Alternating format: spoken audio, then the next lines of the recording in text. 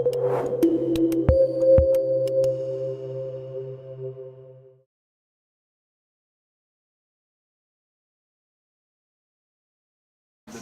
welcome everyone. Thanks for coming to this session. It's coming up on the last, so I think we'll make a start now. So I'm going to hand over to Eva, who's going to kick off the presentation. Okay, thank you, David. So my name is Eva Vasques, to be on the site, and I'm from More Data, and I'm here with Francisco Barbedo from DGLAB, that is a Portuguese agency. He'll talk a little bit of DGLAB's role in defining the recommendations for the records management administration for the public administration in Portugal.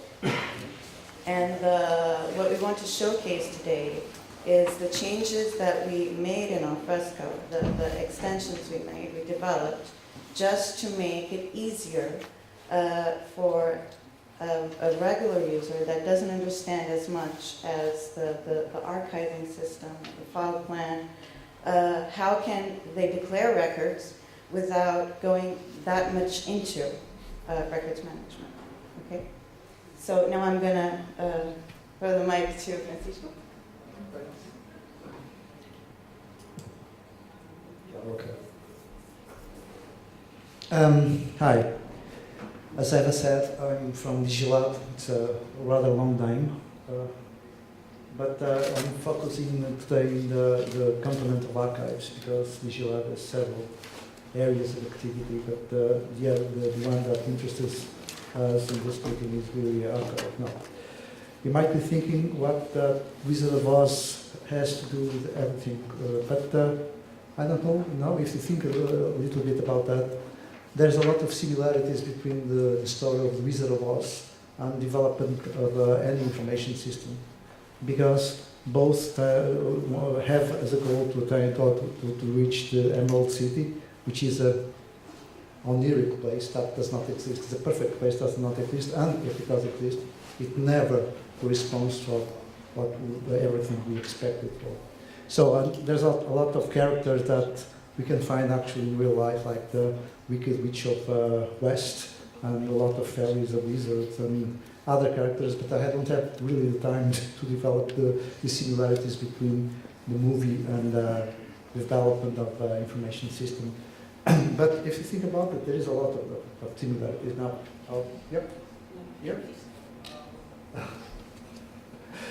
Yeah, well, what I'd like to focus is in the process of development, because I wanted to give a brief context of the project and Eva will develop technical issues that we found in the project. And as an archivist, I love context, and so I'd like to give you a brief context about how, who, and why did we develop this project. Because, well, first of all, we have to think when we're talking about records management or record keeping systems, what we're talking about. Actually, we're talking about control. We have to control everything. We have to know who produces information, how the information got into the institution, when the information gets out, exits the institution, how does it flow inside the institution, where is it kept, where is it stored, is it really good storage, it has a good storage, it has safety, it is safely preserved, etc. So it's everything about control. So in an archivist point of view, which is mine, of course, and every point of view will be different, of course, we rely heavily in metadata in order to achieve that kind of control. So we want to reach reliability, evidence, and of course efficiency and effectiveness if possible, although in the kind of honorific words. But everyone talks about them, so I'll have to talk about efficiency and effectiveness. But most of all, we want our information is reliable and can stand as evidence of transactions that are performed inside the institution. That's that kind of archival point of view on information. We also want, of course, interoperability. Spelling the word itself is a challenge. The inter-EOP must be technical, processual, syntactic, and semantic. And we give a lot of emphasis in semantic interoperability. We want meaning, to give meaning, common meaning to information in order to be shared among institutions in public administration. So the idea is to have the information classified in a manner that it has the same meaning for everyone, as long as the information is produced inside a common business process. But that, of course, we do not expect to achieve full semantic interoperability. That's a kind of name of the city, it's impossible to achieve. But we would like to have a certain amount of interoperability between, in the exchange of information between public institutions in public administration. And of course access, and I won't develop much about this subject, but access is a very complex process, because we have to provide access not only for people inside the organization, but people outside the organization. I mean, not only people from public administration, the citizen himself. So it's kind of a rather tricky process, and I won't talk anymore about that right now because I don't have time. So what does the DGLAB does actually? We are kind of mixed between the Wizard of Oz and Glinda, which is the fairy if you know the story. And why? Because we are expected to provide guidance to public institutions in records management procedures and functional requirements for development or acquiring record-keeping systems, information systems that manage records. And on the other hand, we are supposed to give help, to provide help to those institutions in order to increase their business process regarding records management, but also in the process of choosing and developing information systems devoted to records management. So we have a lot of activity developing guidelines and technical documents in order to help people to have good, proper records management procedures inside their organizations. And we promote standards and specifications, international specifications and standards like, for example, some of the two most important, like ISO 15489 and MOEC 2010. And so in this process, we also developed a macro structure, which is a big classification scheme for all the administration. It's not fully adopted yet. We want everyone to adopt it if hopefully in the future, the close future. And that kind of structure is used precisely for improving semantics between the exchange of records inside public administration. Now, of course, as a organization that is supposed to provide standards, to provide guidance, we're supposed to have a records management system that complies with standards we promote. I mean, it's nice to have something like that, because if we don't have, people ask, are you promoting that kind of stuff? If we don't have it inside our organization. No. So we found out that we could not implement MOREC 2010 compliance having our prior information, our prior records management system, which was documented. Because there are a lot of reasons for that. But first of all, we are in the process of open source strategy. We're moving our systems to open source, and we expect to reach 90% of independence of Microsoft technology in the next 3 years, because it's a long process. And second, because Documentum was a very heavy and very cumbersome system, and very expensive to purchase, very expensive to keep. And if you try to transform the documents, the version of Documentum to be compliant with MOREC, it would cost, if possible, it would cost a lot of money. So those are the main reasons, because we have to move from a more flexible open source system, and that's why we chose Alfresco. What happened then? I'll ask you to speak about that. Okay, thank you, Francisco. And now comes the part is, well, we put Alfresco in, we migrated the documents from Documentum to Alfresco, and then we needed to implement the main features that were required to be compliant with the DGLAB's recommendations.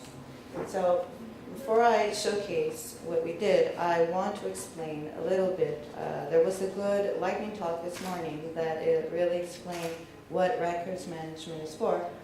But this is an example, and I'm going to use DGLAB's example of how they organize things. So we have each service, and in DGLAB, the service can be like human resources, or they have all the district archives in the country. They also manage the national archives here in Lisbon, through Lisbon. So it's about 300 users. I don't know how many sites we have at this point, like 30, 40 sites? Yeah. Yes, 30 sites. So we created each site, and we put the management part of the site to the people responsible for of the records in each site. So despite the central services also being managers of those sites, there are specifically appointed people that are also site managers, and all the users are in the site contacts. So usually we want all users to be working on their site, and most of them don't even need to know that a records management site exists in order to declare records. So we really needed to make this easy, because once you go into records management site, you really have to know what you're doing. Okay? So if you don't, we have to make this easier for people, or else nobody declares any records. So here we have the site. It's one site per department. I guess it's the best analogy. And the documents from the sites go or to the unfiled records, or directly to the file plan if the users know how to properly classify the document. So here's an example of a user. This is a simple Alfresco interface that everybody knows. So a user works on their content, their usual content, same way as any other user does. But then they have specific actions. They are not very well in this slide. But okay, so the first action, these are actually custom actions that we put in just to help the user a little bit on what to do. So the first one is registar, that means something like it's a special edit properties screen. That makes it easier. We're going to see a little demo of that, just so you can see where we're going. The other one is send as attachment. So it eases the process of sending the document as an attachment with one additional feature. You know that every communication that a public institution does with the exterior is a record, so it needs to be declared properly, and it needs to be maintained, etc., etc. So once an email goes out, it can't be changed, and it has to be stored. So when the user uses this feature, when they send an email through Alfresco, the email is automatically sent to the unfiled record, so it automatically goes to records management. Despite not being fully classified, or you don't know the record folder yet, but it's already in records management just to guarantee that it can't be touched again. So the content can't be touched. Another is to encaminhar, that triggers the workflow. So to simplify things, we implemented workflows same way as emails. So it's ad hoc completely. So you send and then you can reply to all, or forward it through. We'll see some screens on that later. Another one is print. Print will print with a barcode on the side. That barcode has the internal number of the document. Another is view history. So we also log all the important actions that were made over that document. And it's not in a techie form, so it's in a language that users can actually read. This document was just classified by user X, and it was forwarded to someone else. So it's an audit that it's easily read by an end user. Another one is insert signature, that simply puts in the image of the signature of the user at the end of the document if it's an editable document, so a Word file or ODT. Okay, so basically we have 3 steps. So first we describe. A document goes into Alfresco. The first thing we need to do is tell the system what that is. It's a document that came into our institution. Is it a document that will be used only for internal purposes? Or is it a document that will be sent to another institution? So that's on the description phase. And we don't, usually the people who do the description phase, they don't know much about archiving. They sometimes they really don't know about the processes that the institution goes through. So it needs to be really simple. So on the description that is first screen when a document goes in, it has a few set of metadata that you need to fill in order to continue. So, and after that you can just forward it and the people that receive it will be able to complete the classification. So the document can be edited and you can upload reversions, just work normally on the document, and finally archive it whenever. So you can just go through directly from description to archiving if you know what you're doing, or you could just take these simple steps without having to go into the records management center. Okay. So right now I'm just do a simple demo. I hope this doesn't take me that long. So what we're going to do, it showcases some features, a little set of features that we implemented. One is to create a new document from a template. So this was a feature that was already present in Documentum, so we had to port it to Alfresco.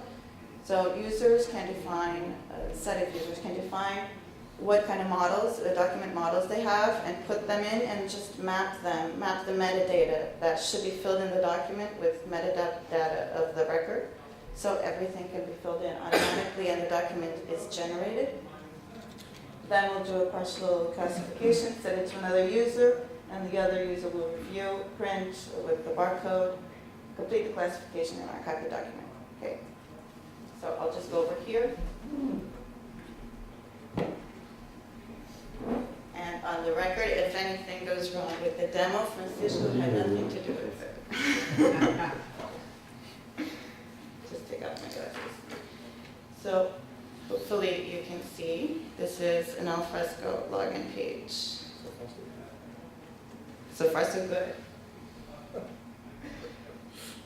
I should have logged in before the first login took so well. Okay, sorry. Oh, that was fast. Okay.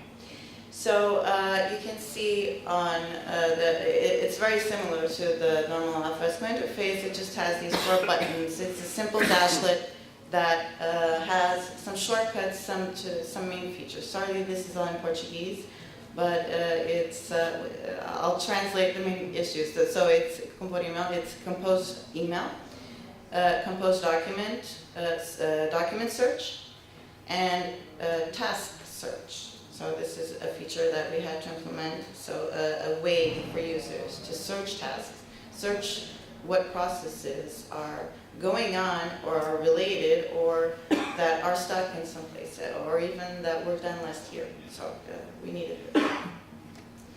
So I'm going to start by doing a document. I'm going to say it's a document to go out. So it's an institutional document forwarded to another institution. So it needs to be an official document. And now I need to classify it. And to classify it, in case you don't know, it's just the main goal is to put this in a record folder. So even if I don't put it, I know what classification it has. Even if it doesn't go there, it has a classification code. But to know the file plan, you really need to know what you're doing. So what we implemented is like a keyword aid to help fill in the classification code. So right now, I'm going to write convite. Convite is the Portuguese word for invitation. Okay, so in invitation, we all we just fill it in, and it automatically fills in the classification that we need of the file plan. we put in a subject. Just gonna put this really simple. So I don't, okay, I'm missing the folder. So this, I'm just gonna say it belongs to this site, and it will go into my folder. Just keep missing fields, sorry.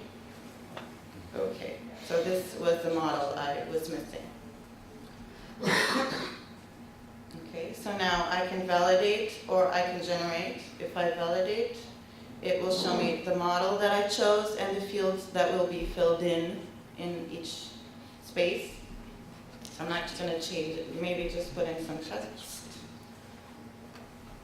and generate.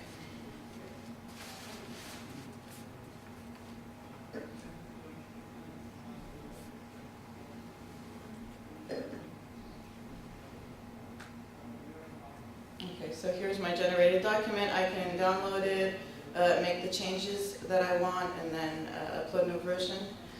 I'm not going to show you those features because those are just regular Alfresco features. This is an ad hoc workflow that was just with some other fields. So I'm just going to forward this to another user.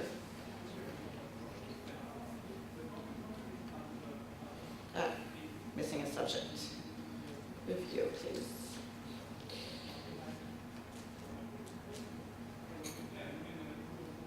Okay. So logging in as the other user. Yep.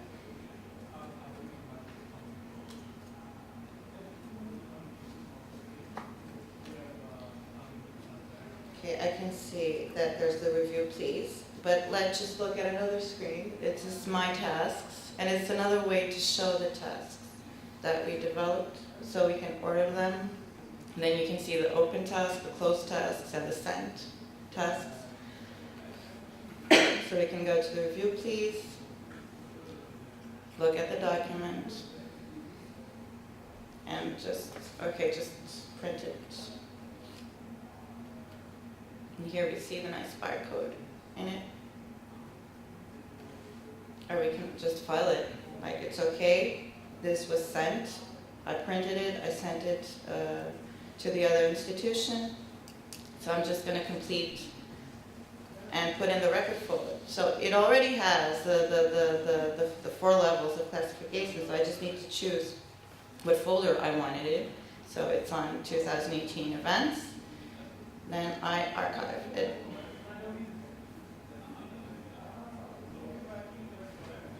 Okay, so this went well, no crash at all, and now we're being redirected to where? The records management site. So here we are looking at a fully declared record that is correctly placed in the record folder.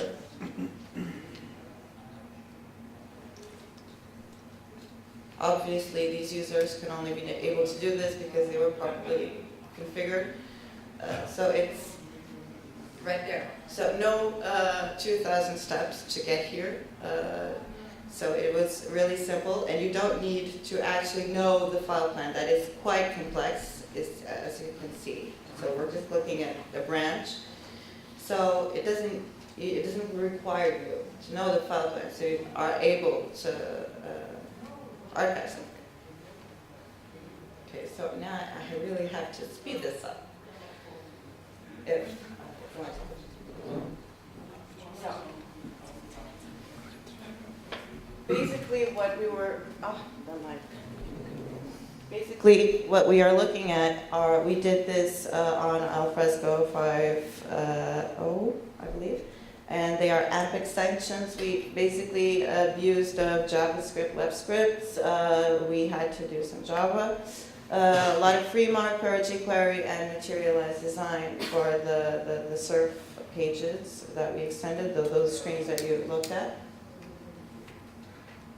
Okay, so what were our major goals on this project? So to simplify records management, previously or without any extensions, declaring a record implied knowing the file plan, knowing the meaning behind the structure, too many steps just to get a document into the record management site. So This is the configuration of that thing we saw when I put in config invitation. This is where we, any user that has access, that we give access to this part, can put in a keyword and just map it somewhere in the file plan. Okay.